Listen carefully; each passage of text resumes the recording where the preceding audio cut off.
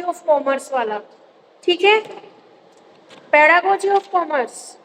इसमें आज है हमारी first unit, foundation and context of commerce, meaning, nature and scope of commerce as a school subject, aim and objective of teaching commerce at a school level, taxonomy and behavioral object in commerce, value of teaching commerce, practical, social and cultural, correlation of commerce with bookkeeping, organizations of business and secretarials, practice, just a minute बेटा, एक minute,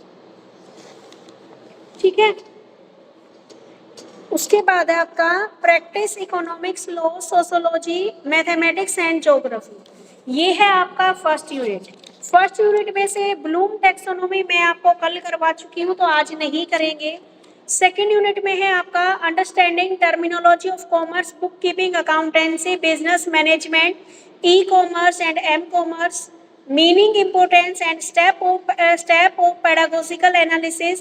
pedagogical analysis आपको मैं economics में करवा चुकी हूँ, तो कुछ कुछ सेम टॉपिक मिलेंगे, ठीक है। उसके बाद इसमें है cash book, trade, advertisement, balance sheet, GST, lesson planning, ठीक है, नीड एंड इम्पोर्टेंस। तो आज हम पहले फर्स्ट यूनिट करेंगे, ठीक है। तो निकाल लीजिए आपकी unit first, meaning, nature and scope of commerce as a subject,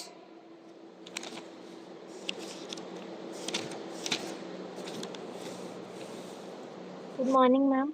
ma'am आज आप कौन सा टॉपिक कराएंगे? आज बेटा स्टार्ट कराया है मैंने कॉमर्स का। मैम मेरी ना कल की क्लास में तो मैम चलिए इको देखिए, वाले लीव कर सकते हैं? चलिए, meaning, nature and scope of commerce as a school subject. School subject के तौर पर आपके कॉमर्स का क्या मीनिंग है, क्या नेचर है और क्या स्कोप है, इसके बारे में देखते हैं।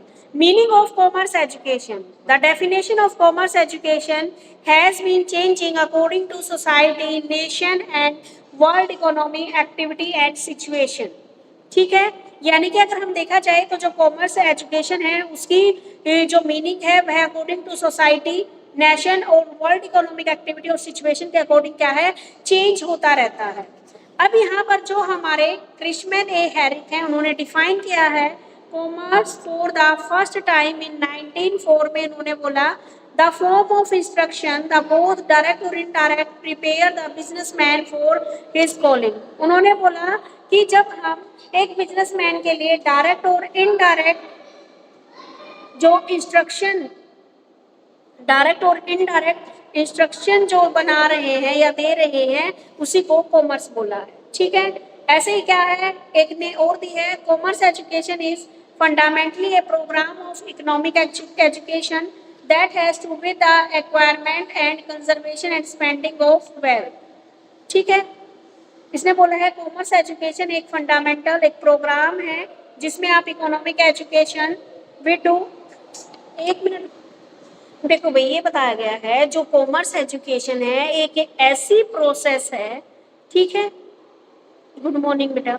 कॉमर्स एजुकेशन एक ऐसी ऐसी एजुकेशन प्रोसेस बताई है जिसमें आप क्या करते हो, एजुकेशन से रिलेटेड या वोकेशनल प्रिपरेशन एक बिजनेसमैन के लिए उन सारे एरियाज को कवर किया जाता है इसके अंदर, जिसके अंदर हम वोकेशनल प्रिपरेशन करते हैं एक बिजनेस के लिए, और बिजनेस से रिलेटेड जितनी भी इम्पोर्टेंट इंफॉर्मेशंस होती हैं उनको कंज्यूमर तक या जो सिटीजन है, ठीक है, वो अंडरस्टैंड कर सके अपने बिजनेस को और अपने इकोनॉमी के सराउंडिंग जो चीजें घूम रही हैं उनको।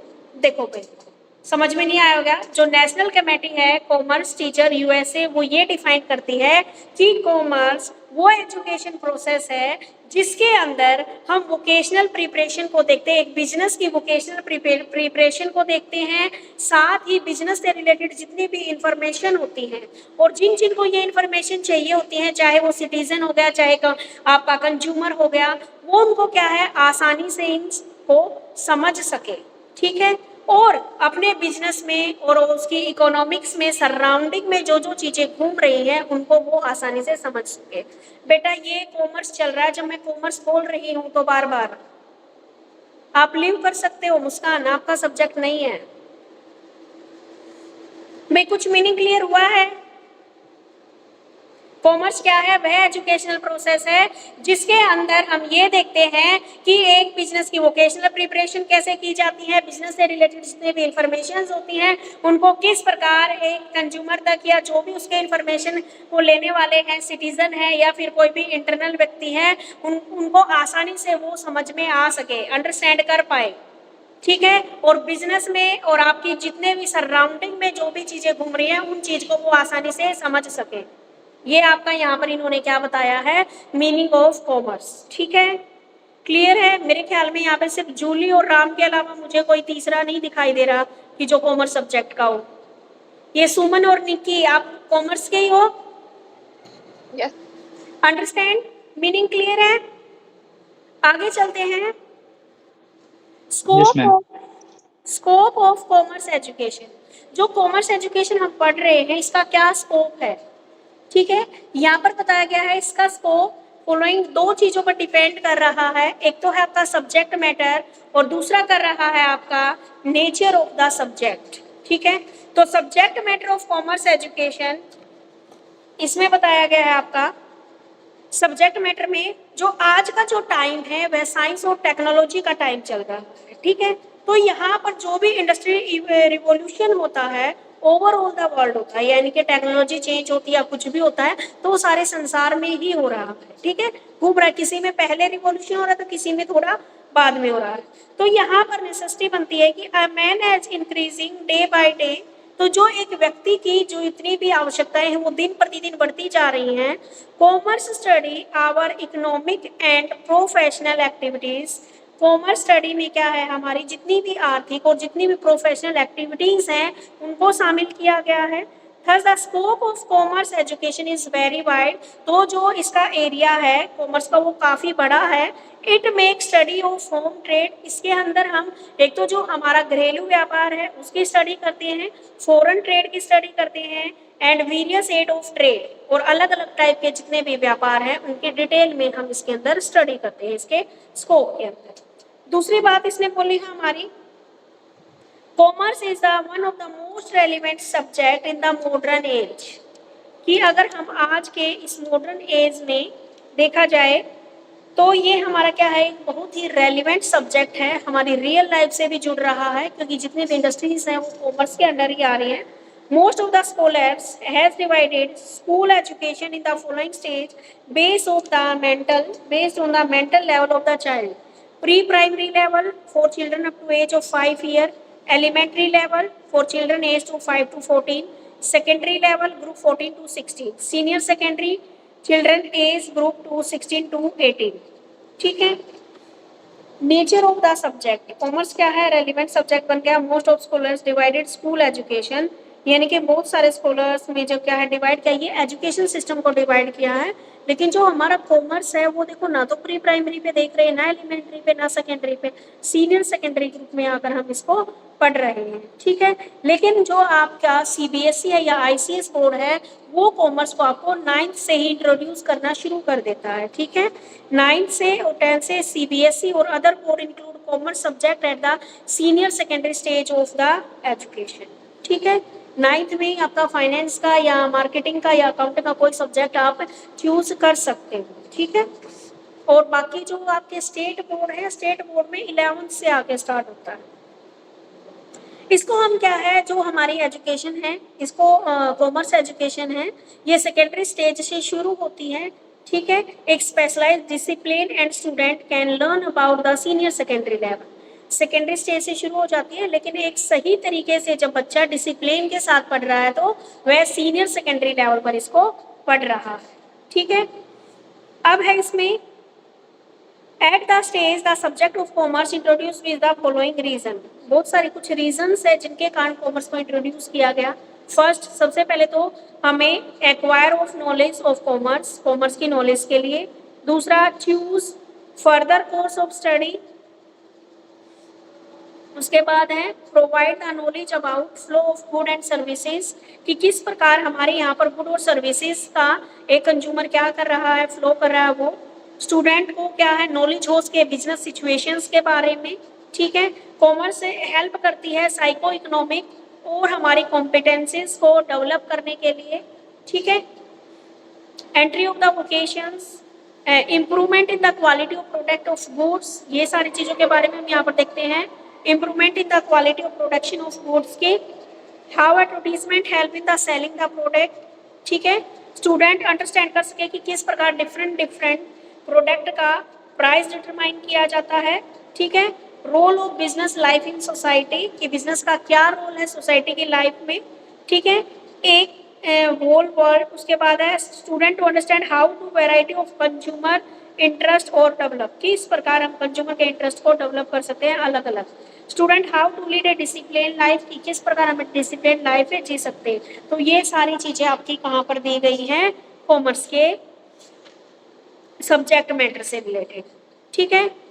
तो सब्जेक्ट मैटर में क्या बताया गया है कि डे बाय डे जो साइंस और टेक्नोलॉजी बड़ी ग्रोथ करती जा रही है, ठीक है, रिवॉल्यूशन होते जा रहे हैं। इसी के साथ इन्होंने बताया कि जो कॉमर्स है, जैसे हमारे एजुकेशन में बांटा गया है pre primary, primary, middle, secondary. तो अगर हम आईसीएस और सीबीएसई बोर्ड की बात करें तो वो 9th क्लास से ही इसको क्या कर देती हैं, इंट्रोड्यूस कर देती हैं। लेकिन आप कॉमर्स को अगर सही डिसिप्लिन से पढ़ते हैं तो वो सीनियर सेकेंडरी में जाकर पढ़ते हो। और ये सब्जेक्ट मैटर से रिलेटेड क्यों हम इसको पढ़ा रहे हैं, ताकि बच्चे को क्या कॉमर्स की नॉलेज हो, उसको नॉलेज हो कि किस प्रकार जो इंडस्ट्रीज हैं हमारी सोसाइटी के लिए जरूरी हैं। दूसरा, choose further course of study के लिए आगे क्या है, इंटरनल ट्रेड, फॉरेन ट्रेड के बारे में इससे पता लगता है बच्चे को। साइको इकोनॉमिक डेवलपमेंट के लिए, इकोनॉमिकल साउंड के लिए, ठीक है। Quality of products of good, इसके लिए किस प्रकार प्राइस डिटरमिनेशन किया जाता है, ये सारी चीजें हमें कॉमर्स सब्जेक्ट में आकर ही पता लगती है।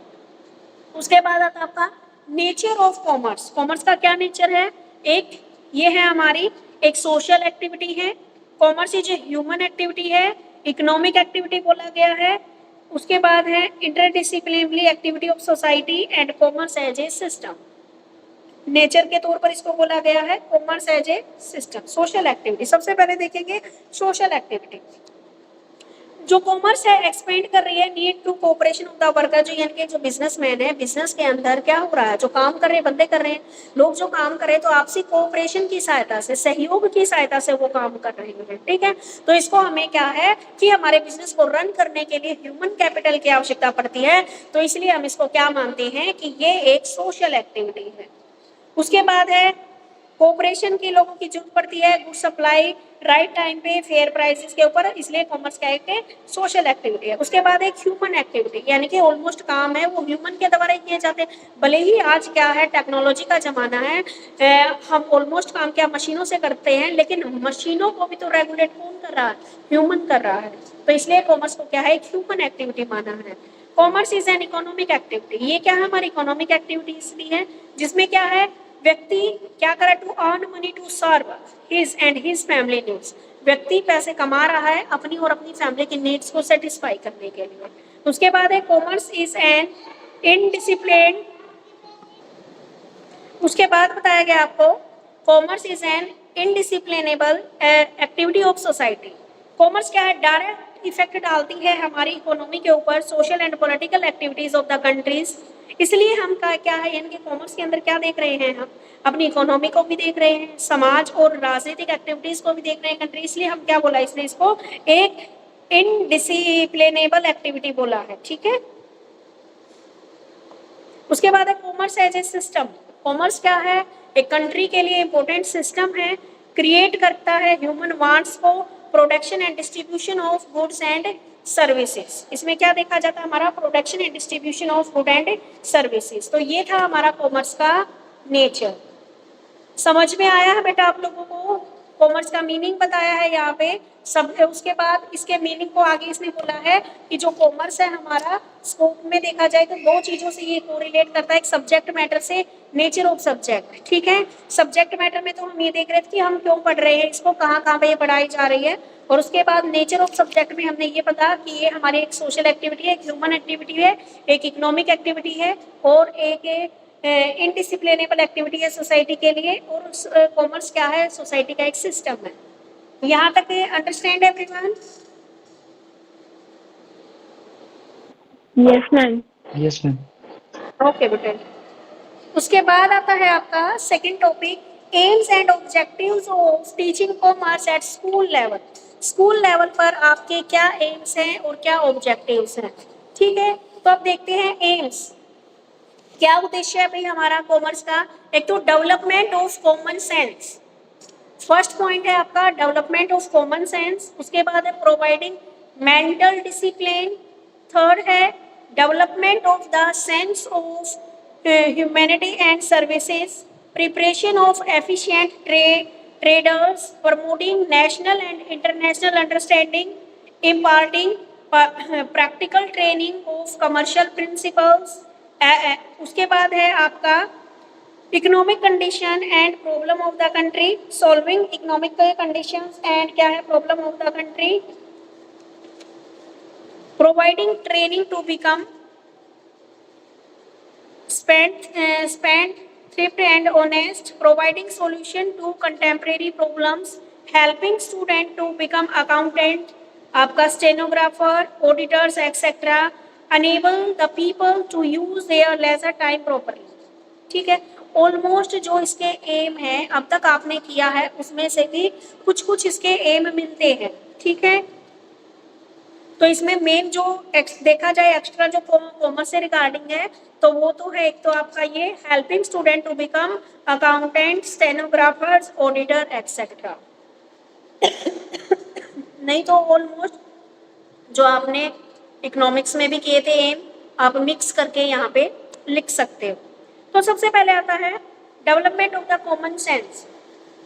जो आपकी कॉमर्स टीचिंग है वो डेवलप करती है आपकी क्लियरेंस अमंग द स्टूडेंट को क्लैरिफाई करती है, day to day activity, provide knowledge of day to day activities, ठीक है, कि स्टूडेंट को हर दिन जो एक्टिविटीज हो रही है उसके बारे में क्लियर स्पष्ट करती है, ठीक है, उसकी समझ को क्या करिए डेवलप कर रही है। इसके अंदर क्या है आपकी commerce teach include accounting of income expenditure, getting maximum utilisation with limited resources.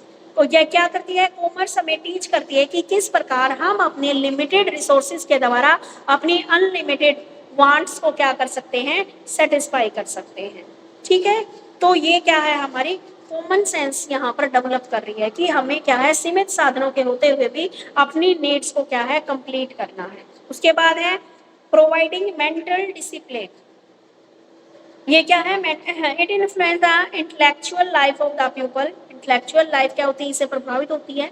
Mental discipline come through the application of scientific aptitude in the fact interpreting the effort and drawing effort conclusion and interference, in fact commerce encourages independence in thought and action, an independent person come to his conclusion only the through full deliberations, ठीक है। Providing mental discipline हमारा क्या है, यह मानसिक अनुशासन हमें प्रदान करती है, ठीक है। बच्चों का इंटेलेक्चुअल लाइफ है वो इससे प्रभावित होती है, ठीक है। मेंटल डिसिप्लिन इसमें क्या है कुछ साइंटिफिक एटीट्यूड है, फैक्ट है, कुछ क्या है इफेक्ट आते हैं, कुछ चीज़ों को हमें करेक्ट करना होता है, कंक्लूजन निकालना होता है, ठीक है। तो इसलिए क्या है ये एक मेंटल डिसिप्लिन है। मान लीजिए अकाउंटेंट का काम कर रहे हो तो कितना आपका सारा का सारा मेंटली प्रेशर उसके अंदर है, आपको क्या है डे टू डे की क्या क्या ट्रांजेक्शन्स हो रही हैं, क्या कंपनी के अंदर हो रहा है, कितना प्रॉफिट हो रहा है, कितना लॉस हो रहा है, कब डिसीजन लेना है, इंफॉर्मेशन को भी आगे पहुंचाना है। तो ये सारी चीजें इसके अंदर होती है, एक अकाउंटेंट को करनी होती है। तो इससे क्या है जो कॉमर्स है वो हमें मेंटली डिसिप्लिन, ठीक है, से प्रोवाइड करती है कि भाई हमारे दिमाग में खुद ही पता है मैं हमने डिसिप्लिन है, खुद ही डिसिप्लिन है, सेल्फ डिसिप्लिन है, भाई हमें ये काम करना ही करना है, ठीक है। उसके बाद है डेवलपमेंट का sense of the humanity and service, develop करती है क्वालिटीज को। एक सक्सेसफुल जो ट्रेडर होता है वह हमेशा पोलाइट और स्वीट टेम्पर्ड होता है, ठीक है, इसने ये बोला है, ठीक है। तो कॉमर्स हमें सिखाती है कि किस प्रकार हमें पीपल के साथ टॉलरेंट करना है, ठीक है, किस प्रकार कोऑपरेशन के साथ काम करना है और अपनी सर्विसेज देनी है। उसके बाद है प्रिपरेशन ऑफ एफिशिएंट ट्रेडर्स, ये क्या है एफिशिएंट ट्रेडर्स व्यापारी बनाती है, वो एफिशिएंट ट्रेडर्स बनाती है, trader producer and capitalistic in the future. तो function of commerce education make the efficient traders, it help to people pupil to become able to make development in different sphere in the nation. ठीक है, it teach them what type of trade should be do, किस type का trade व्यापार करना चाहिए, किस goods import और export में है, ये एफिशिएंट ट्रेडर बनने में हमारी हेल्प करती है। ठीक है, उसके बाद प्रमोटिंग नेशनल और इंटरनेशनल अंडरस्टैंडिंग, बच्चे क्या है नेशनल लेवल पर और इंटरनेशनल लेवल पर क्या है उनकी समझ को क्या है उसको प्रमोट करते हैं। कैसे प्रमोट करते हैं भी, अब तक बच्चे को नहीं पता था राष्ट्रीय और अंतर्राष्ट्रीय, जितना आप क्या है कॉमर्स पढ़ते हो तो क्या है तो फॉरेन ट्रेड के बारे में आप पढ़ रहे हो, इंटरनेशनल ट्रेड के बारे में आप पढ़ रहे हो, तो आप क्या है उन दूसरी कंट्रीज के बारे में भी आपको नॉलेज हो रही है, अंडरस्टैंडिंग हो रही है। आपको अपनी नेशन के साथ साथ जो अदर कंट्रीज है उसके बारे में भी आपको अंडरस्टैंडिंग हो रही है। उसके बाद आती है आपकी imparting practical training and commercial principle. हाँ जी, जब भी आप कोई भी इसमें कोर्स करते हो, कोई वोकेशनल कोर्स था तो आपकी प्रैक्टिकल ट्रेनिंग भी इसके अंदर होती है। तो वहाँ पर आप क्या है एक बिजनेस ऑर्गेनाइजेशन, कोऑपरेटिव सोसाइटी, इसमें bank, government officer, government offices and factories, commerce educative people how to control the price, कि किस प्रकार हमें प्राइस को कंट्रोल करना है, कितने व्यक्ति कितने टाइप के व्यक्ति या एजेंसीज के साथ हमने क्या है आगे मीटअप करनी है, तो किस प्रकार से हमें वहां पर अपना बिहेवियर करना है। तो ये सारी चीजें ठीक है हमें ट्रेनिंग के द्वारा प्रोवाइड करवाई जा रही है। उसके बाद है आपका acquainting the student with economic condition and problem of the country. Commerce education tell student को समझाती है कि हमारी इकोनॉमिक कंडीशन क्या है, हमारे देश के सामने क्या क्या प्रॉब्लम्स हैं और किस प्रकार इन प्रॉब्लम्स को दूर करते हुए हमें खुश रहना। ठीक है, उसके बाद है next point training before spendthrift and honesty. ये क्या हमें ट्रेनिंग देती है कि किस प्रकार हमें अपने बिजनेस में रहते हुए ऑनेस्टी के साथ हमें काम करना है। उसके बाद है कंटेम्प्रेरी प्रॉब्लम्स, किस प्रकार हमारे सामने जो प्रॉब्लम्स आ जाती हैं उनको सोल्व करना है। उसके बाद आता है आपका enable to people to use their leisure time properly, कि जो हमारा टाइम है जो हम समय बर्बाद कर रही है उस समय को हमें क्या करना है अपने जो बर्बाद ना करके सही जगह पर उस समय को लगाना है। तो ये चीजें हमें सिखाती है। तो ये थे हमारे एम्स, किसके एम्स थे भाई, ये हमारे कॉमर्स के। Understand everyone? Yes ma'am. नीति आप कॉमर्स के ही हो? Yes ma'am. निकी नहीं बेटा, ये जो नीति आई है यहाँ पे नीति यादव लेफ्ट करके चली गई, आपका तो पता है बेटा निकी मुझे। ठीक है, उसके बाद आते हैं हमारे objective of teaching commerce. Commerce के क्या क्या ऑब्जेक्टिव्स हैं, हमारे क्या क्या उद्देश्य हैं।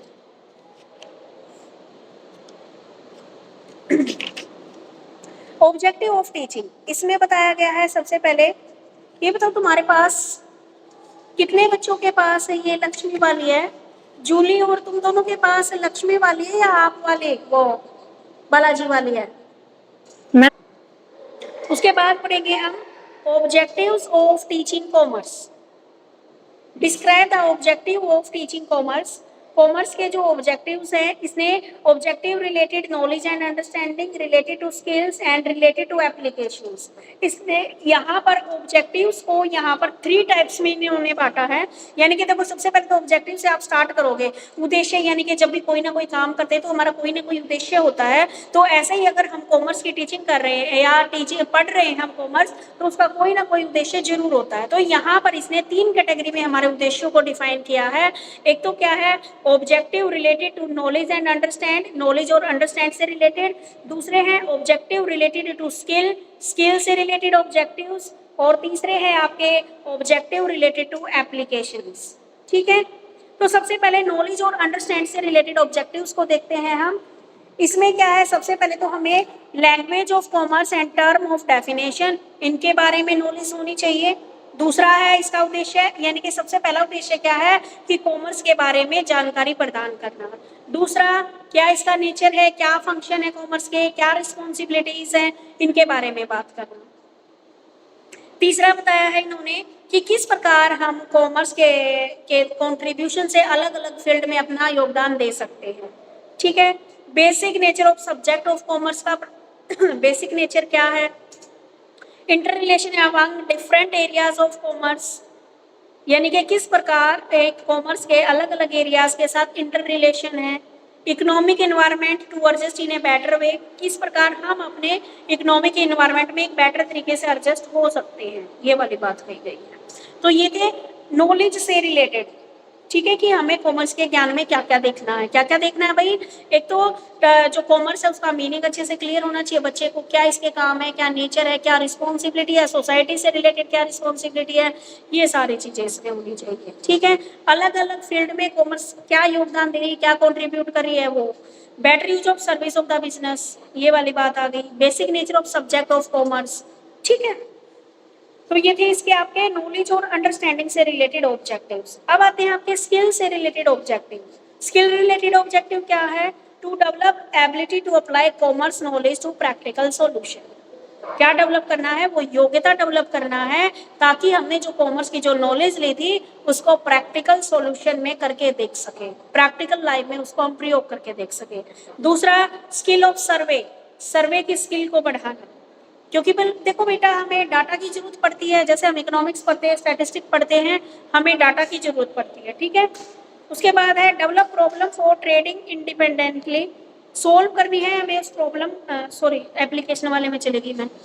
To develop the ability to prepare nothing and drafting of official letter.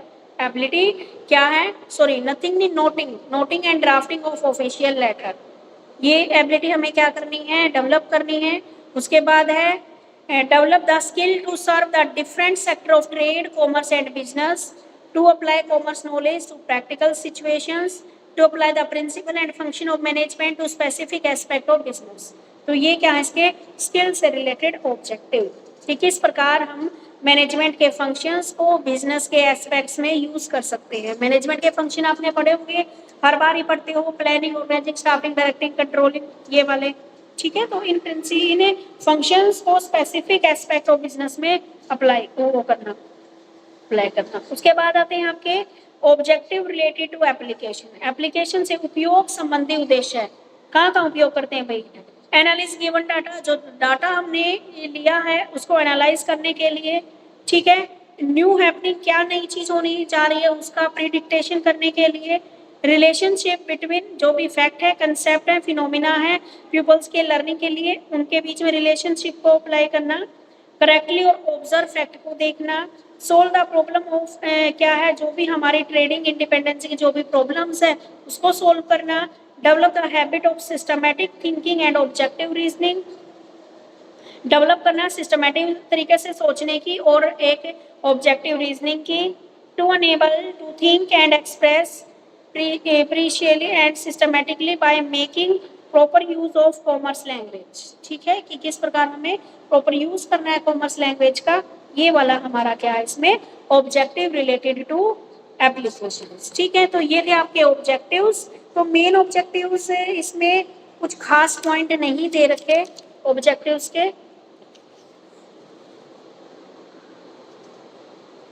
बस अंडरस्टैंडिंग से रिलेटेड लिखाना आप, स्किल से रिलेटेड और एप्लीकेशन से रिलेटेड।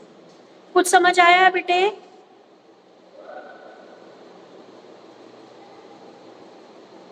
ठीक है मैम। ठीक है, अब नेक्स्ट पॉइंट्स देखिए। तो कम, क्या पॉइंट्स में वैसे मतलब बहुत कम से लग रहे हैं, मतलब जो याद रहने वाले पॉइंट। हाँ जी, कम लग रहे हैं इसमें, जस्ट 1 2 3 करके एक्सप्लेन कर रखा, पॉइंट नहीं बना रखे हैं। जैसे पहले पॉइंट बना दिया और उसको एक्सप्लेन करते हैं तो उसमें बड़ा बनता है आपका, ठीक है। लेकिन इसमें भी कुछ ऑब्जेक्टिव्स डाल देना, मिला जुला के डाल देना इधर उधर से भी, जरूरी थोड़ी ना इसी के लेने हैं हर। आगे है इसमें आपकी taxonomy and behavioural objective in commerce, ये कल करा दिए थे, सेम है बिल्कुल, डिटो कॉपी दे रखी है।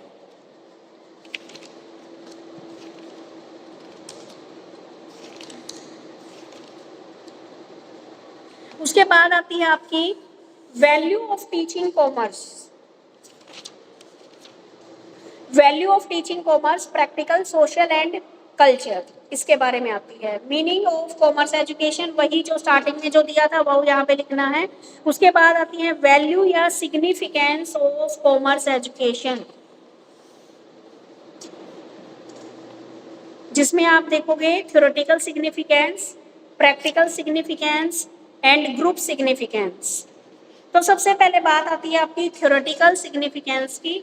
The study of commerce develop the mental ability of the student. बच्चों की क्या है, मेंटल एबिलिटीज को बढ़ाता है। It is also called theoretical importance of commerce. Commerce की theoretical importance, the area of development of mental ability can be broadly classify as. सबसे पहले तो क्या है, ये क्या है, हमारी मेंटल एबिलिटी को बढ़ाता, तो इससे रिलेटेड कुछ पॉइंटों में इसको डिवाइड किया गया, वो देखते हैं। सबसे पहले तो आपका इंफॉर्मेटिव वैल्यूज, पहला पॉइंट है इंफॉर्मेटिव वैल्यूज। सेकंड है आपका development of logical skill and decision power, ठीक है। उसके बाद है आपका teaching mutual dependency, cultural value. उसके बाद है आपका development of scientific attitude of students. तो ये है आपके थ्योरेटिकल सिग्निफिकेंट। इसमें देखते हैं हम, सबसे पहले क्या है हमारे इंफॉर्मेटिव वैल्यूज, ठीक है। Commerce is so many interactive fact. Commerce के अंदर क्या है, हम बहुत सारे फैक्ट को पढ़ते हैं, जिसमें आप ह्यूमन बिहेवियर के बारे में भी बात करते हो, इकोनॉमिक एक्टिविटीज के बारे में भी बात करते हो, आप एडवर्टीजमेंट के बारे में भी बात करते हो, प्राइस डिटर्मिनेशन को भी पढ़ते हो, ठीक है। तो यहाँ पर हमें क्या है, एक साथ बहुत सारी चीजों की नॉलेज हमें यहाँ पर मिल रही है। तो यहाँ पर हमें क्या मिल रहा है, कॉमर्स एजुकेशन के थ्रू बहुत इंफॉर्मेटिव, यानी कि बहुत सारी इंफॉर्मेशन हमें मिल रही है। तो यही हमारा पॉइंट था, इंफॉर्मेटिव वैल्यूज, ठीक है, कि हम अलग अलग सब्जेक्ट्स को पढ़ते हैं और उन चीजों की हम क्या है रियल लाइफ में जो क्या है इंफॉर्मेशन हमें मिलती है, ठीक है। आप देख लो कॉमर्स के, मेरे को तो लगता है सारे ही जितने सब्जेक्ट पढ़ रहे हैं वो सारे ही कोरिलेट होते हैं हमसे। इकोनॉमिक्स पढ़ रहे हैं, हमारी इकोनॉमी से रिलेटेड है, डे बाय डे क्या हो रहा है, कितना घाटा जा रही है, सारी चीजें, ठीक है। तो शायद हम कॉमर्स ना लेते तो हो सकता है कि हमें इन चीजों की नॉलेज नहीं होती। तो इन्फॉर्मेशन हमें बहुत सारी गैदर्ड हो जाती है हमारे पास। दूसरा है development of logical skill and decision power. हमारी लॉजिकल स्किल यहाँ पर डेवलप होती है और क्विक डिसीजन लेने की। देखो भाई, हमारे पास जितनी भी इंफॉर्मेशन होती है, हमें बिजनेस के लिए क्या है, डे बाय डे के डिसीजन लेने पड़ते हैं, ठीक है। हम किसी की वेट में नहीं रुक सकते। हमें यहाँ पर कई बार ऐसा होता है कि बिजनेस के लिए हमें क्विक डिसीजन भी लेना पड़ता है, तो ये क्या है, हमें चूज करना पड़ता है, ठीक है। तो जिससे हमारी क्या है, बिजनेस की लॉजिकल स्किल्स और डिसीजन मेकिंग पावर बढ़ती है, ठीक है। इसमें हम इंतजार नहीं कर सकते, क्योंकि इंतजार क्या, तो हो सकता है कि हमें और ज्यादा नुकसान हो जाए। तो हमें यहाँ पर डिसीजन लेना पड़ता है और अपनी स्किल्स का प्रयोग करते हुए डिसीजन को लेना पड़ता है और उसको ये डेवलप होती है। उसके बाद है टीचिंग म्यूचुअल डिपेंडेंस। इसकी जो टीचिंग है वो म्यूचुअल डिपेंडेंस है, किसी एक सब्जेक्ट्स के ऊपर डिपेंड नहीं है। हमारी कंट्री में जितने भी टॉपिक हो रहे हैं उन सब के ऊपर कॉमर्स के अंदर टीच करवाया जाता है। तो इसको हम क्या बोल सकते हैं, मल्टी डिसिप्लिनरी बोल सकते हैं या म्यूचुअल डिपेंडेंसी बोल सकते हैं, ठीक है। उसके बाद है cultural values.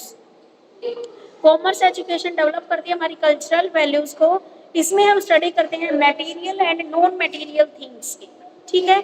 It study how introduce, इसमें ये स्टडी की जाती है कि किस प्रकार एक इंडिविजुअल प्रोड्यूस करता है और अपनी अच्छे तरीके से यूटिलाइज करता है अपने गुड्स को और अपनी इनकम को अपनी लाइफ में, ठीक है।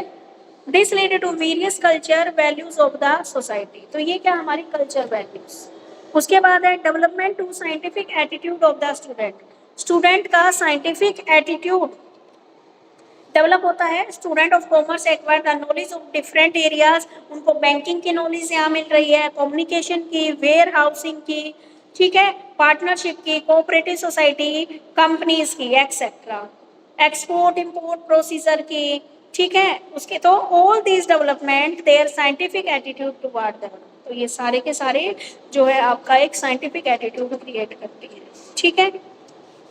तो ये 5-6 पॉइंट क्लियर है आपकी वैल्यूज ऑफ कॉमर्स एजुकेशन से रिलेटेड। सबसे पहले थी इंफॉर्मेटिव वैल्यू, दूसरी है हमारी development of logical skills and decision power, third है हमारी टीचिंग म्यूचुअल डिपेंडेंस, फोर्थ है हमारी कल्चरल वैल्यू, फिफ्थ है हमारी development of scientific attitude of the student. So understand everyone. Yes ma'am. उसके बाद आती है आपकी प्रैक्टिकल वैल्यूज। यहाँ पर प्रैक्टिकल वैल्यू में दिया गया है आपका value of production and manufacturing, ठीक है। हम क्या है, किस प्रकार प्रोडक्शन करना है, ये तो प्रैक्टिकल वैल्यू है ना, कि किस प्रकार हमें प्रोडक्शन करना है, माल बनाना है मैन्युफैक्चरर्स को, और किस प्रकार हम उसको क्या है बनाने के बाद उसको वेयर हाउस में भी लेके जाना है, एडवर्टीजमेंट करनी है, ट्रांसपोर्टेशन। तो ये सारी चीजें क्या है हमारे एक प्रोड्यूसर्स को या मैन्युफैक्चरर्स को इसके बारे में नॉलेज होनी चाहिए। उसके बाद है वैल्यू ऑफ बिजनेसमैन। बिजनेसमैन के लिए भी वही वैल्यू है कॉमर्स की। कैसे है, क्योंकि जो भी डिसीजन लेने होते हैं when the choose the transportation of the good and a luxury of trade should be used, क्योंकि क्या है ट्रांसपोर्ट ऑफ गुड्स को ट्रांसपोर्ट के लिए या luxury of trade, luxury of trades में आती है आपकी जैसे स्थान की बाधा, आप वेयर हाउसिंग का प्रयोग कर रहे हो, आप जोखिम की बाधा है उसको आप किससे दूर कर रहे हो, उसको आप इंश्योरेंस करा के। तो ये सारी चीजें कहाँ से आती है, कॉमर्स से आती है, इसलिए बिजनेसमैन को भी इसकी वैल्यू है। उसके बाद है वैल्यू ऑफ लेबरर। लेबरर के लिए भी वैल्यूएबल है। क्यों वैल्यूएबल है भाई, क्योंकि उनको क्या है जो भी मजदूरी मिल रही है, वेजेस मिल रही है, उसको मापने के भी कुछ मापदंड यहाँ पर दिए गए हैं कॉमर्स के अंदर, ठीक है। अपॉर्चुनिटी अच्छी गुड जॉब की अपॉर्चुनिटी मिलती रहे, ठीक है। उसके बाद है आपकी value of politician and administrator. Commerce education help a lot of administrator and politician. It fix a certain target and pave the way their accomplishment within the limit of valuable resources of the state and country। ये हमारी political और प्रशासनिक values के बारे में भी है, जैसे उनके लिए भी वैल्यूएबल है क्योंकि कितने हमारे कंट्रीज के अंदर, कितने हमारे स्टेट के अंदर रिसोर्सेज अवेलेबल है, ठीक है।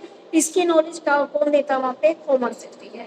उसके बाद है नेशन और सोसाइटी के लिए भी कॉमर्स है। क्यों, क्योंकि देखो जो एम्प्लॉयमेंट आ रहा है वो कॉमर्स इंडस्ट्री से ही आ रहा है, ठीक है। लोगों को रोजगार मिल रहा है, लोगों को रोजगार मिल रहा है, उनकी आय बढ़ रही है, तो देश की राष्ट्रीय आय बढ़ रही है, तो नेशन और सोसाइटी के लिए भी वैल्यूएबल है।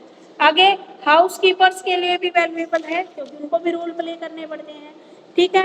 लॉट ऑफ कमोडिटीज है, उनको परचेज करनी पड़ती है अपने हाउस होल्ड के लिए, तो उनके लिए भी वैल्यूएबल है। एम्प्लॉयमेंट सीकर जो जॉब की तलाश में घूम रहे हैं उनके लिए भी कहीं ना कहीं तो कोई ना कोई तो रोजगार जरूर मिलेगा। आगे है अकेडमिशियन, वैल्यू ऑफ अकेडमिशियन। जितने भी कॉमर्स है, लॉजिकल एंड सिस्टमैटिक साइंस बोला गया इसको, एक्सप्लेन कि किस प्रकार में प्रोडक्शन करना है, गुड्स और सर्विसेज का एक्सचेंज करना है, डेवलपमेंट एनालिटिकल पावर। तो ये सारी चीजें क्या है, अकेडमिशियन यहाँ पर थ्योरी के तौर पे यहाँ पर पढ़ता है और फिर प्रैक्टिकल तौर पे जब वह किसी में कंपनी में जॉब करता है तो वहां पर मिलता है। तो यहाँ पर आपके क्या थी वैल्यू और आपकी प्रैक्टिकल सिग्निफिकेंस, ठीक है। प्रैक्टिकल वैल्यूज जिसमें आपने पढ़ा value of producer and manufacturer, उनके लिए भी वैल्यूएबल है। Value for businessman, labourer, politician and administrators, nation and society. उसके बाद है value of house keeper, employment Sikar और अकेडमिशियन, ठीक है। तो ये थी आपकी प्रैक्टिकल वैल्यूज। उसके बाद आती है ग्रुप वैल्यू। ग्रुप वैल्यू में क्या क्या बताया गया है, actually commerce very important and valuable discipline of each country development. प्रत्येक कंट्री के डेवलपमेंट के लिए ये जरूरी है। It can help the solving several economic problem like unemployment को उसमें, और प्रोडक्शन को, इनइक्वालिटी ऑफ इकोनॉमिक्स, और fixation of minimum wage and determine of rent, rent के डिटरमाइन। तो इन सब के लिए भी ये वैल्यू। तो ये थी आपकी वैल्यू ऑफ टीचिंग कॉमर्स, जिसमें आपने आपका practical values, social and cultural, ये सारी चीजें इसमें आपने बताई हैं। समझ में आया?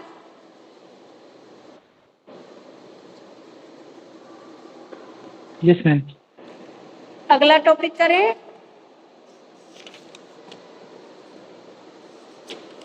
उसके बाद तो तुम्हारी ना ये फर्स्ट यूनिट कंप्लीट ही हो जाएगी। आगे है correlation of commerce with book keeping, organisation of business and secretarial. आगे है आपका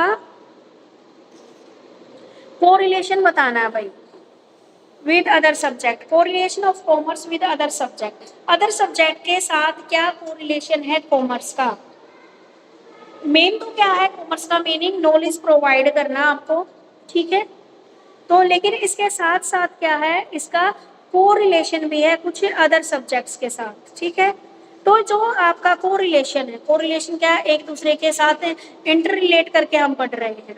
Various subject is only the joint venture they are able to achieve unfixation of knowledge and bridge the gap of the separate them.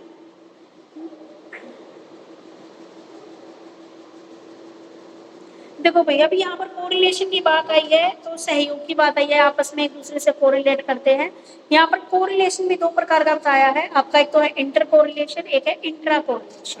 Inter correlation मोर और less natural होता है. ये chase of commerce teacher while teaching the production of cloth also explain the student different geographical factor that responsible for production of cotton. He may also explain the nature of soil, the climate, the rain, etc. lead to the production of cotton. Intercorrelation में क्या है, ये क्या है हमारा, ज्यादा भी हो सकता है और कम प्राकृतिक, ज्यादा या कम प्राकृतिक टाइप का कोरिलेशन होता है. इसमें हम क्या देखते हैं, कॉमर्स टीचर टीच करता है कि किस प्रकार एक क्लॉथ का प्रोडक्शन होता है, किस प्रकार अलग अलग जोग्राफिकल फैक्ट्रीज में जैसे क्या है जो रिस्पॉन्सिव प्रोडक्शन के लिए कॉटन से सोयल, क्लाइमेट, रेन, ये सारी चीजें डिपेंड करती है एक अच्छी. देखो हमारे लिए क्या, मान लो क्लॉथ की फैक्ट्री है तो हमें कॉटन चाहिए, और कॉटन के लिए ये सारी चीजें चाहिए. ठीक है. इंट्रा कोरिलेशन में ये बताता है establish correlation of various branches of particular subject. Intra correlation, inter तो क्या होता है हमारा खुद का, हमारे साथ जो कॉमर्स के अंदर क्या काम कर रहे हैं, मान लो प्रोडक्शन करें तो उसके साथ क्या कोरिलेशन. और इंट्रा का मतलब होता है बाहरी, बाहर के दुनिया के साथ. तो इसमें किसके साथ है, बुक कीपिंग के साथ, ऑर्गेनाइजेशन के साथ, सेक्रेटेरियल प्रैक्टिस के साथ. तो correspondence is a part of organization of commerce as well as secretarial practice also. तो कोरिस्पोंडेंस क्या है आपका, organization of commerce as well as secretarial practice के लिए जरूरी है. अब कॉमर्स का क्या है, ये तो टाइप बताए थे. अब है आपका, भाई पानी पी लूं मैं एक बार फिर पढ़ाती हूँ. बट ना मेरे पास बालाजी है, इसमें अलग. हाँ जी मैम, क्वेश्चन तो है. Correlation of commerce and accountancy with reference to economic. पहला पॉइंट ये ma'am. Economics is divided into four parts, namely production, exchange, distribution, and consumption. On this subdivision of economics, commerce is connecting with the whole of exchange and a part of production. Commerce includes all activities that take place in a flow of goods between producers and consumers. In economics, this aspect known as exchange and exchange part of economics is exclusively the contribution of commerce.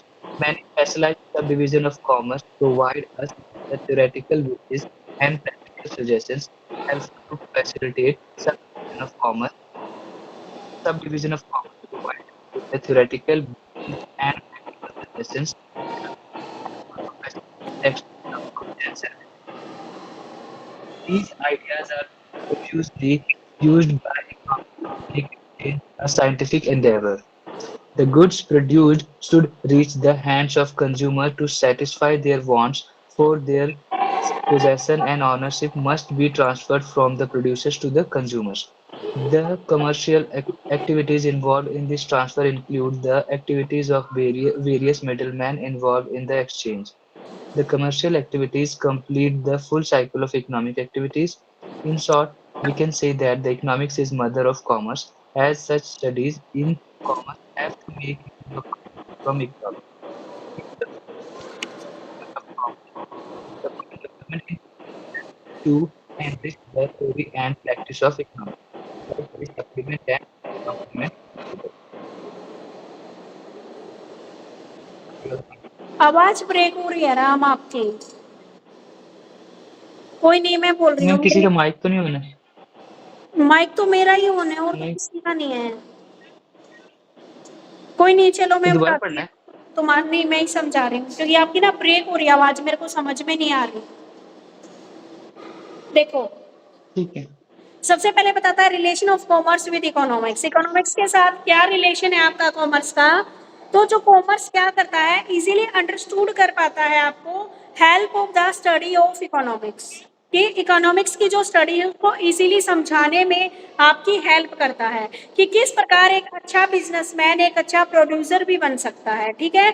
यानी कि किस प्रकार हमें law of demand सिखाता है, supply सिखाता है, ठीक है, प्राइस डिटर्मिनेशन, ये सारी चीजें हम इकोनॉमिक्स में पढ़ते हैं। और ये सारी चीजें हमें कब काम आती है, जब एक व्यक्ति बिजनेसमैन बनता है, ठीक है। तो इस प्रकार कॉमर्स का और इकोनॉमिक्स का यहाँ पर ये रिलेशन है, ठीक है, कि commerce and economics are intertwined, even the expert commerce teacher cannot teach commerce to the student properly without having thought knowledge of economics। यानी कि बिना हम इकोनॉमिक्स के थॉट के, ठीक है, बिना इकोनॉमिक्स थॉट के हम बच्चे को कॉमर्स नहीं पढ़ा सकते हैं, ठीक है। तो इसने ये बोला है कि इकोनॉमिक्स इसके साथ इंटर रिलेटेड है। जो इकोनॉमिक्स की चीजें पढ़ा रहे हैं, बाद में जब एक व्यक्ति बिजनेसमैन बनता है तो वहां पर उसको वो काम आती है। उसके बाद है correlation of commerce with law. हम लॉ भी पढ़ते हैं, आपने भी बीकॉम में पढ़ा होगा कंपनी लॉ के बारे में, ठीक है। तो वहां पर हम क्या है, कंपनीज के अंदर क्या क्या एक्ट चलते हैं, क्या क्या पॉलिसीज चलती हैं, और क्या क्या चीजें फॉलो होती है, क्या डिसिप्लिन है, क्या कोड ऑफ कंडक्ट है, ये सारी चीजें हम यहाँ पर पढ़ते हैं। तो ये हम क्यों पढ़ते हैं भाई, इसके अंदर क्या रिलेशन है इसका कॉमर्स के साथ। इसका कॉमर्स के साथ ये रिलेशन है क्योंकि जब आगे आपको, मान लीजिए आप किसी कंपनी में काम करते हो या कोई कंपनी ही आपने लगा रखी है, तो उसके अंदर क्या क्या कोड ऑफ कंडक्ट रहेगा, क्या सारी चीजें रहेंगी, ये सारी नॉलेज हमें वहां पर कंपनी लॉ से वहां पे मिलेगी, ठीक है। तो यहाँ पर law, industrial law, cooperative law, income tax law, ये सारी चीजें हमें वहां पर काम आएंगे, इसलिए कॉमर्स का लॉ के साथ कोरिलेशन है। उसके बाद है कॉमर्स विद मैथमेटिक्स। मैथ के साथ क्या रिलेशन है, मैथ के साथ ये रिलेशन है, एक मिनट रुक जाओ बेटा, ठीक है। तो हमें वहां की यानी कि correlation of commerce with geography, geography के साथ क्या कोरिलेशन है इसका, क्योंकि जो भी इंडस्ट्री हमें यहाँ लगानी है तो क्या आप वहाँ की ज्योग्राफिकल कंडीशंस को देखोगे, ठीक है। एग्रीकल्चर इंडस्ट्रीज आ गई आपकी, ठीक है। तो ये इकोनॉमिक कंडीशंस आपकी जो भी हैं, ज्योग्राफिकल फैक्टर्स, रीजन, ये भी क्या कर रहे हैं, आपके जो एरिया है कि वहाँ पे रो मटेरियल मिलेगा नहीं मिलेगा, जितने भी रिसोर्सेज हैं, इन सब की बात किसके अंदर आती है, ज्योग्राफी के अंदर आती है। रिसोर्सेज की, आपकी एरियाज की बात जो भी आती है, संसाधनों की बात, वो ज्योग्राफी के अंदर आती है। तो इसलिए क्या है, ये कोरिलेट करता है किसके साथ, ज्योग्राफी के साथ, ठीक है। तो इसने पूछा था किस किस के साथ, एक तो यहाँ पे पूछा था इसने इकोनॉमिक्स के साथ, लॉ के साथ, सोशोलॉजी के साथ, मैथमेटिक्स के साथ एंड ज्योग्राफी के साथ, ठीक है। और प्रैक्टिस की बात इसने की है, तो प्रैक्टिस जैसे बुक कीपिंग इसने बोली कि जब भी हमें क्या है, कोई भी बुक कीपिंग में क्या है, हम कंपनीज के अकाउंट्स को देखते हैं कि डे टू डे क्या ट्रांजैक्शन हमने किए, कितना प्रॉफिट हो रहा है, कितना लॉस हो रहा है। तो बुक कीपिंग के साथ इसका ये कोरिलेशन है कि डे बाय डे की जो भी ट्रांजैक्शन है, जो भी जर्नल बनाने हैं, वो सारे के सारे हम बुक कीपिंग में अकाउंट का काम करते हैं, और वो हमारा किसके साथ कोरिलेट करता है, कॉमर्स के साथ कोरिलेट करता है, ठीक है। तो ये था आपका correlation of commerce with other subjects, ठीक है, समझ में आ गया। Yes ma'am. ठीक है, तो इसके साथ आपकी जो फर्स्ट यूनिट है वो हो गई है कंप्लीट, ये कंप्लीट हो गई है। फोर्थ यूनिट ऑलरेडी कंप्लीट है आपकी इवैल्यूएशन वाली, उसमें तो कोई दिक्कत नहीं है ना। जूली, निकी और राम, इवैल्यूएशन वाली में, फोर्थ वाली में, फिर मैं देखूंगी कौन कौन से पॉइंट रहते हैं, वही करवाऊंगी। नहीं ठीक है, मेरे को ना, मैं देखता हूँ एक सेकंड। उसमें ना फोर्थ यूनिट में ना अभी कुछ चीजें पेंडिंग है हमारी। हाँ, बस वो जो पेंडिंग वाली ना बेटा, वो करेंगे, ठीक है। ऐसे हाँ तो जी, जिसमें कुछ ठीक। पॉइंट सेकंड के भी कर रखे हैं, तो जो पेंडिंग वाले हैं वही करेंगे। अब चलो आते हैं हम सेकंड यूनिट पे, उसमें देखते हैं क्या क्या है आपका। सेकेंड यूनिट में है आपका understanding terminology of commerce, book keeping, accountant, business management क्या होता है, ई कॉमर्स क्या होता है, एम कॉमर्स क्या होता है, meaning, importance and step of pedagogical analysis. Pedagogical analysis on the following topic, किन किन के पेडागोजिकल एनालिसिस बनाने आपका, कैश बुक का, ट्रेड का, एडवर्टीजमेंट का, बैलेंस शीट का, जीएसटी का, और वेट कैलकुलेशन का। उसके बाद आपका lesson planning of commerce need important basic elements in preparation.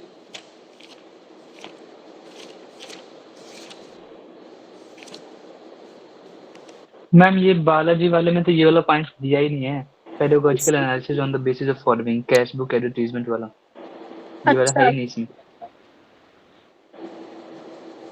Book बहुत अच्छी भी है ना इसमें, एक तो पहले ही बहुत पतली सी है और ऊपर से पॉइंट्स कम नहीं है, और यहाँ पे कुछ पॉइंट्स तो मिसिंग ही है। नहीं उसमें पॉइंट अच्छे नहीं दे रखे बेटा, आपकी जो ये और बुक मैम है ना, पॉइंट्स तो करीब, पॉइंट आपकी लक्ष्मी वाले में अच्छे दे रखे हैं। हाँ जी मैम, हाँ। अब देखो, अब यहाँ पर सेकेंड यूनिट में हम पढ़ेंगे कि आपका बुक कीपिंग क्या होता है, अकाउंटेंसी क्या होता है, बिजनेस मैनेजमेंट क्या होता है, ई कॉमर्स क्या होता है और एम कॉमर्स क्या होता है, इनके बारे में अंडरस्टैंड करेंगे। बुक कीपिंग आपने 11th में पढ़ा था। अकाउंटेंसी क्या होती है, बिजनेस मैनेजमेंट के बारे में पढ़ा, आपका पूरा सब्जेक्ट था ई कॉमर्स और M commerce. Book keeping, book keeping का मतलब होता है भाई, छोटे छोटे टॉपिक दे रखे हैं आपके, इनके ऊपर मान लीजिए आ जाए तो 4 नंबर में आ जाए, अगर पूरा देंगे तो मिलकर के पूरा एक क्वेश्चन बनेगा, नहीं तो 4 मार्क्स के अकॉर्डिंग पूछ सकता है आपसे। बुक कीपिंग क्या होता है, हम रिकॉर्ड करते हैं फाइनेंशियल ट्रांजेक्शन्स का, ठीक है, जितने भी फाइनेंशियल ट्रांजेक्शन्स होती हैं उनको हम रिकॉर्ड करते हैं। ये part of process of accounting, ये क्या है, अकाउंटेंसी का ही एक पार्ट होता है, क्योंकि जहां पर बुक कीपिंग का काम खत्म होता है ना, वहां पर अकाउंटेंसी का काम शुरू होता है। बुक कीपिंग का जो काम है वो एक हमारे जो क्लर्क होता है वो भी कर सकता है, ठीक है, यानी कि डे बाय डे के जो भी खर्चे हो रहे हैं बिजनेस के अंदर, जो भी परचेज हो रही है, सेल हो रही है, उनको रिकॉर्ड करना उन सारे ट्रांजेक्शन्स को, ये किसके अंदर आता है, आपका बुक कीपिंग के अंदर आता है, ठीक है। bookkeeping usually performed by bookkeeping. A bookkeeping is a person who record the day-to-day financial transaction of the business. She is usually responsible for writing the day book, इसमें डे बुक लिखी जाती है पूरे दिन की कि क्या हुआ बिजनेस के अंदर, रिकॉर्ड किया जाता है परचेज को, सेल को, कोई भी रिसिप्ट्स मिली है आपको या कोई भी पेमेंट की है आपने, ठीक है। और book keeper is responsible for ensuring that all transaction, और बुक कीपर सारे ट्रांजेक्शन के लिए रिस्पॉन्सिबल है, उसको एक भी गलत ट्रांजेक्शन यहाँ पर नहीं करनी है, तो ठीक है। तो बुक कीपिंग का जस्ट इतना ही इन्होंने दे रखा है, ठीक है।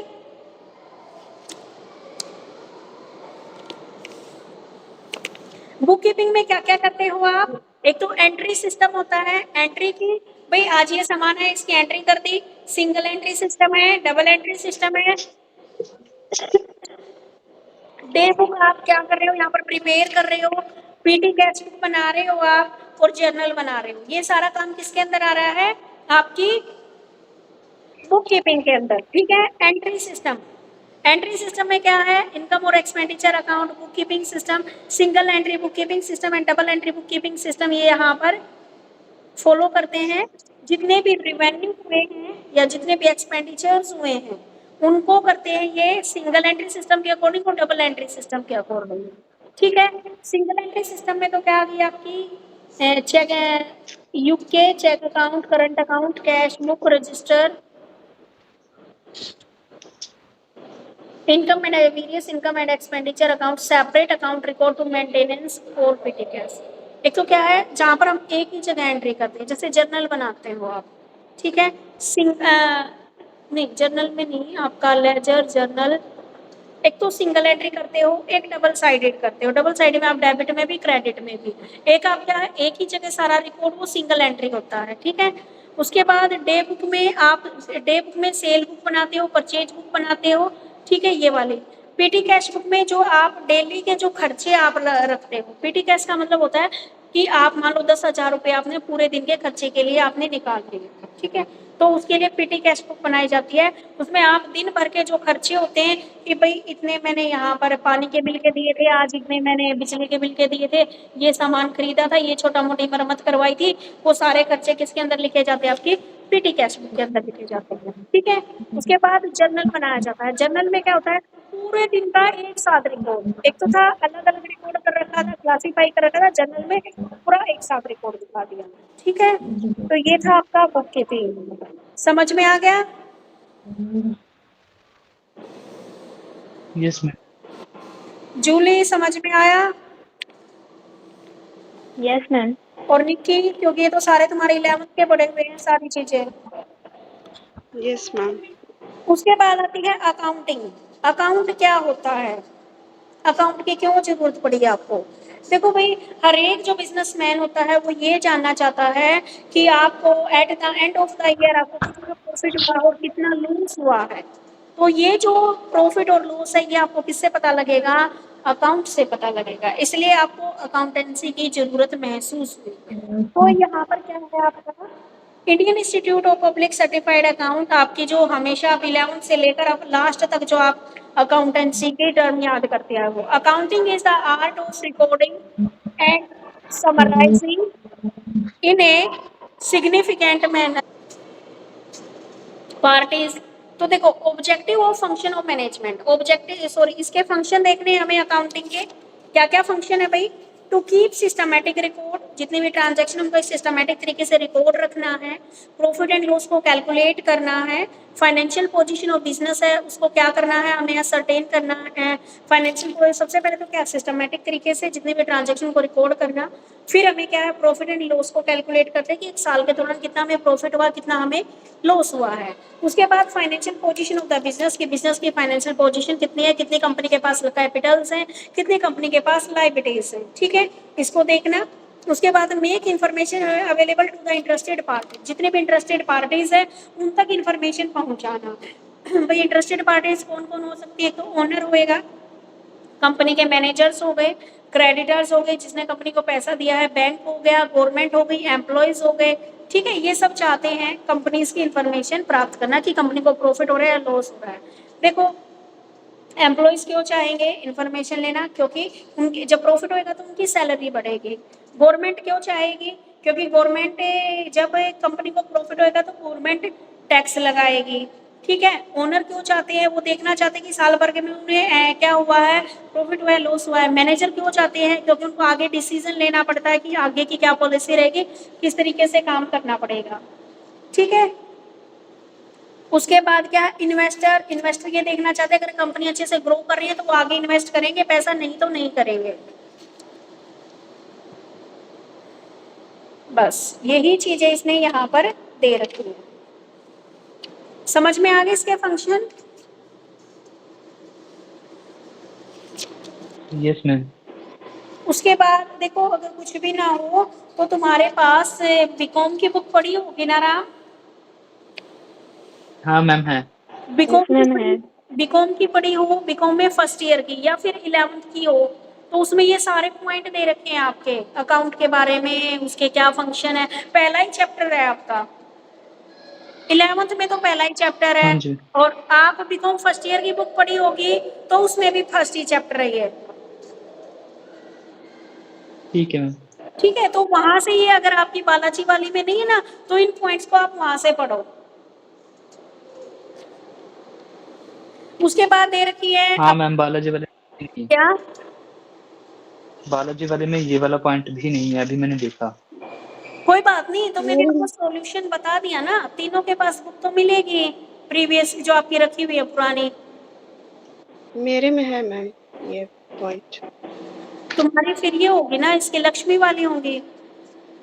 मैम इसमें हमको बालाजी कब आएगा मैम? इसमें शिल्पी, आपका कोई काम नहीं है बेटा। नहीं है मैम। हाँ कोई बात नहीं, नहीं, ठीक है। आपसे आपसे रिलेटेड कोई नहीं है, कॉमर्स की क्लास है। यस मैम मैम, कोई बात हिंदी मीडियम में दिया है मैम। कोई बात नहीं बेटा, आप हिंदी में लिखो, इंग्लिश में लिखो, कोई दिक्कत नहीं है।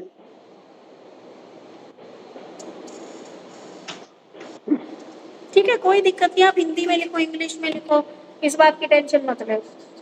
और इसकी भी कोई दिक्कत नहीं है कि आपने भरवाते वक्त इंग्लिश भरवा दिया और अब आप हिंदी में लिखना चाहते हो, तो भी कोई टेंशन नहीं है। पेपर के ऊपर कहीं ना आप ये लिखो कि इंग्लिश मीडियम है, हिंदी मीडियम है,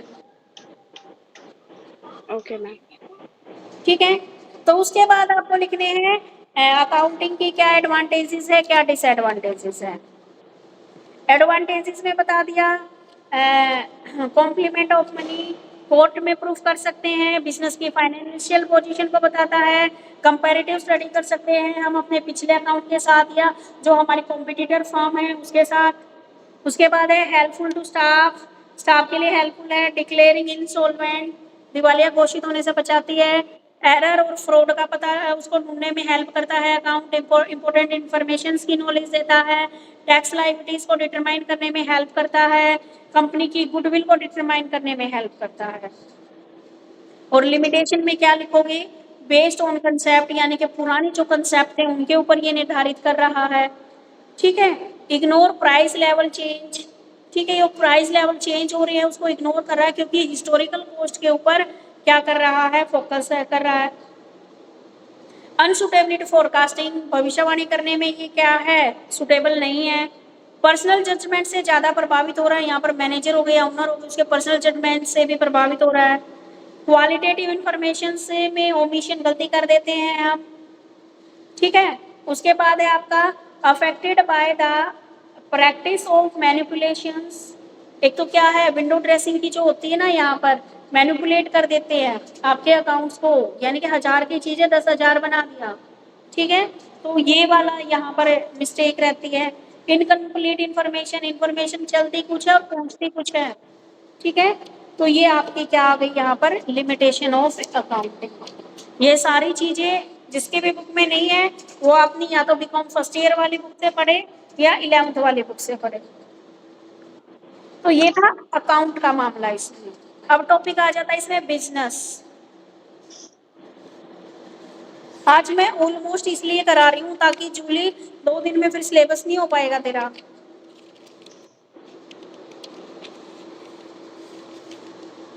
मैम ये क्लास कब तक चलेगी?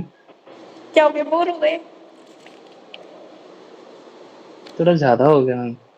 ज्यादा तो मुझे भी लग रहा है, कितनी देर से पढ़ा रही हूँ और तुमसे पहले बोलना भी नहीं जा रहा अब तो। मैम रहने दो, कल पढ़ा देना। तो चलो मैं एक बार बता दूं जूली को कहाँ से पढ़ना है। अब बिजनेस में क्या है बेटा, आपके पास बुक रखी होगी, रखी है बिजनेस की बुक? Yes ma'am.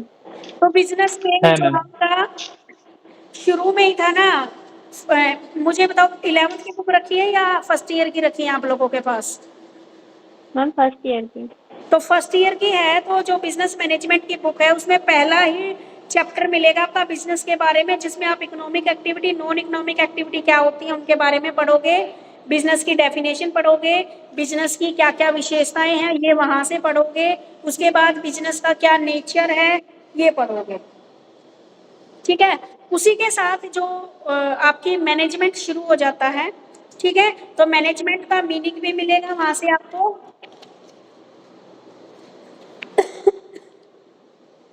ठीक है, तो ये चीजें वहां से पढ़नी है, मैनेजमेंट क्या है, मैनेजमेंट के फंक्शन वगैरह, प्लानिंग और स्टाफिंग, डायरेक्टिंग, कंट्रोलिंग, बस इतना दे रखा और कुछ नहीं दे रखा। ई कॉमर्स का टॉपिक भी 11th में भी है, बीकॉम फर्स्ट ईयर में भी है, एम कॉमर्स का भी, दोनों टॉपिक हैं।